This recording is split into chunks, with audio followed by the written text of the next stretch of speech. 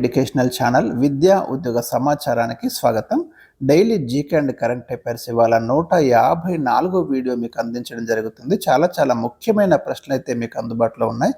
మరి ఛానల్ని సబ్స్క్రైబ్ చేసుకోండి, వీడియోను లైక్ చేయండి. ఇవాళ మనకి ఫస్ట్ క్వశ్చన్, ఇస్లాంలో అలీగర్ ఉద్యమాన్ని ఎవరు ప్రారంభించారు?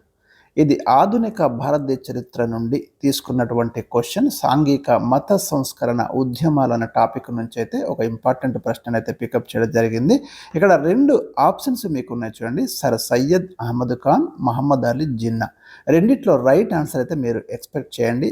అలీగర్ మూమెంట్ను ఎవరు ప్రారంభించారు? సర్ సయ్యద్ అహ్మద్ ఖాన్ అండి. యూపీలోని అలీగర్ కేంద్రంగా ఈ ఉద్యమం అయితే మనకు ప్రారంభమైంది.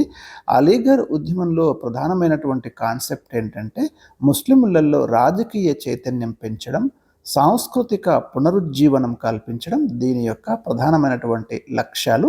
సర్ సయ్యద్ అహ్మద్ ఖాన్ ఉత్తరప్రదేశ్లోని బరేలీ ప్రాంతానికి చెందినవారు.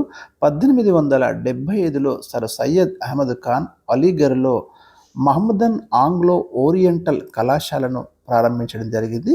అదే ఆ తర్వాత అలీగర్ ముస్లిం యూనివర్సిటీగా మారింది. వెరీ ఇంపార్టెంట్ అండి ఈ పాయింట్ అయితే. ఇక క్వశ్చన్ నెంబర్ 2, మొట్టమొదటిసారి యూరియాను తయారు చేసింది ఎవరు? ఇది కెమిస్ట్రీ నుంచి తీసుకున్నటువంటి ప్రశ్న అండి. ప్రీవియస్ క్వశ్చన్ ఇది కూడా. ఫ్రెడరిక్ ఓలర్ మొట్టమొదటిసారిగా మనకు రసాయనిక సమ్మేళనం యూరియాను తయారు చేయడం జరిగింది. యూరియా యొక్క కెమికల్ నేమ్ వచ్చేసి మనము కార్బమైడ్ అంటాము. దీని యొక్క రసాయనిక ఫార్ములా కూడా నేను ఇక్కడ ఇవ్వడం అనేది జరిగింది, NH2CONH2. ఇది యూరియా యొక్క రసాయనిక ఫార్ములా. అదేవిధంగా రసాయనిక నామం కార్బమైడ్. తొలిసారిగా యూరియాను తయారు చేసింది ఫ్రెడరిక్ ఓలర్. క్వశ్చన్ నెంబర్ 3, మూత్రపిండాల అధ్యయనాన్ని ఏమంటారు? The study of kidneys is called ఏమంటామంటే నెఫ్రాలజీ అని పిలుస్తామండి. గుర్తుంచుకోండి, నెఫ్రాలజీ. నెఫ్రాన్ అనే నిర్మాణాలు కూడా మీకు మూత్రపిండంలో ఉంటాయి. నెఫ్రాలజీ అని పిలుస్తాం మూత్రపిండాల యొక్క అధ్యయనాన్ని. క్వశ్చన్ నెంబర్ 4, మూత్రం లేత పసుపు రంగులో ఉండటానికి కారణం ఏమిటి? ఇది ప్రీవియస్ క్వశ్చన్ అండి. ఇలాంటి ప్రశ్నలు మనకు కంటిన్యూగా ఎగ్జామ్స్లో కనిపిస్తున్నాయి. యూరోక్రోమ్ అనే వర్ణద్రవ్యం ఉండడం వల్ల మూత్రం అయితే మనకు లైట్ ఎల్లో కలర్లో ఉంటుంది. యూరోక్రోమ్ అనేది గుర్తుంచుకోండి. క్వశ్చన్ నెంబర్ 5, కృత్రిమ మూత్రపిండాన్ని ఎవరు కనుక్కున్నారు? ఇది కూడా ఒక ఎగ్జామ్లో మనకు ప్రీవియస్ క్వశ్చన్. విలియం కోల్ఫ్ మొట్టమొదటిసారిగా మనకు ఆర్టిఫిషియల్ కిడ్నీని అయితే మరి తయారు చేయడం రూపొందించడం జరిగింది. ఫాదర్ ఆఫ్ ఆర్టిఫిషియల్ ఆర్గాన్స్ అని కూడా పిలుస్తాం మనం విలియం కోల్ఫ్ను. 1943లో కృత్రిమ మూత్రపిండాన్ని ఆవిష్కరించడం జరిగింది. క్వశ్చన్ నెంబర్ 6, మానవ శరీరంలో అవయవ మార్పిడి చేసిన మొట్టమొదటి అవయవం ఏది? దీనికి కూడా ఆన్సర్ కిడ్నీ అండి. ఇలాంటి ఇంపార్టెంట్ క్వశ్చన్స్ అయితే గుర్తుంచుకోండి. క్వశ్చన్ నెంబర్ 7, కిడ్నీ స్టోన్స్లో ఉండే రసాయనిక పదార్థాలు ఏవి? ఇది కూడా ప్రీవియస్ క్వశ్చన్, జనరల్ సైన్స్ నుంచి తీసుకున్నాను. Calcium oxalate, calcium phosphate kidney స్టోన్స్లో ఉండే కెమికల్ కాంపోజిషన్ ఇవ్వండి. Calcium oxalate and calcium phosphate, మన కిడ్నీ రాళ్ళు అంటాం కదా మూత్రపిండాలలో, వాటి యొక్క కెమికల్ కాంపోజిషన్ ఇది. క్వశ్చన్ నెంబర్ 8, ఏ ఢిల్లీ సుల్తానును చరిత్రకారులు విరుద్ధ గుణాల నిలయుడు అని పేర్కొన్నారు? దీనికి ఆన్సర్ ఈజీగా మీరు గెట్ చేయొచ్చు. మనకు ఢిల్లీ సుల్తాన్లు ఎవరైతే ఉన్నారో 1206 నుంచి 1526 వరకు 5 రాజవంశాలు ఢిల్లీని పరిపాలించడం జరిగింది. ఢిల్లీ కేంద్రంగా ఈ రాజవంశాలని మనం వీళ్ళని ఏమంటామంటే ఢిల్లీ సుల్తాన్లు అంటాము.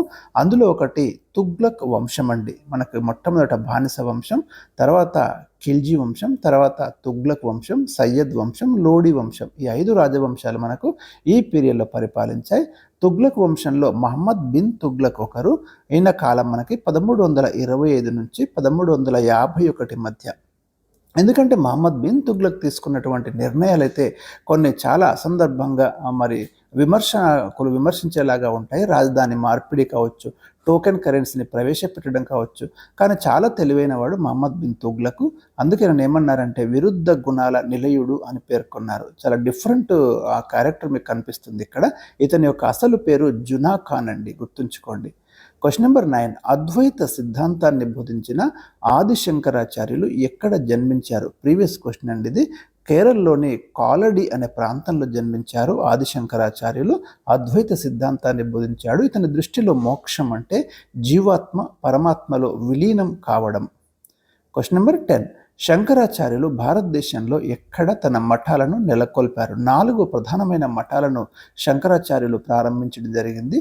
ఒకటి కర్ణాటకలోని శృంగేరి ప్రాంతంలో ఒక మఠం, గుజరాత్లోని ద్వారకలో ఒక మఠం, అదేవిధంగా ఒడిశాలోని పూరిలో ఒక మఠం, ఉత్తరాఖండ్లోని జోషి మఠ్ లేదా జ్యోతిర్మఠ్, దీన్ని మనం బదరికాశ్రమం అని కూడా అంటాము. సో ఈ 4 ప్లేసెస్లో మనకు ఈ ఆశ్రమాలు అయితే ఏర్పాటు చేయడం అనేది జరిగింది. ఇది కూడా ప్రీవియస్ క్వశ్చన్. సో ఇవి నేను ఈరోజు మీకు ఇస్తున్నటువంటి ప్రీవియస్ క్వశ్చన్స్. ఇంకా కొంత అడిషనల్ ఇన్ఫర్మేషన్ కూడా ఉంది ఇక్కడ. మీరు చూడండి, విశిష్టాద్వైతాన్ని ప్రారంభించింది మనకు రామానుజాచార్యులు అండి. అదే ద్వైతం అనే కాన్సెప్ట్ తీసుకొచ్చింది మధ్వాచార్యుడు. ఇవి కంటిన్యూగా అడుగుతున్న క్వశ్చన్స్, గుర్తుంచుకోండి. శుద్ధాద్వైతం అనే కాన్సెప్ట్ తీసుకొచ్చింది వల్లభాచార్యులు. ఇవి ఈరోజు మీకు ఇచ్చినటువంటి వెరీ ఇంపార్టెంట్ క్వశ్చన్స్. మరి మిగతా ప్రశ్నలు అయితే నెక్స్ట్ వీడియోలో అందిస్తాను. వీడియోను లైక్ చేయడం మర్చిపోకండి, షేర్ చేయడం మర్చిపోకండి. Thank you for watching.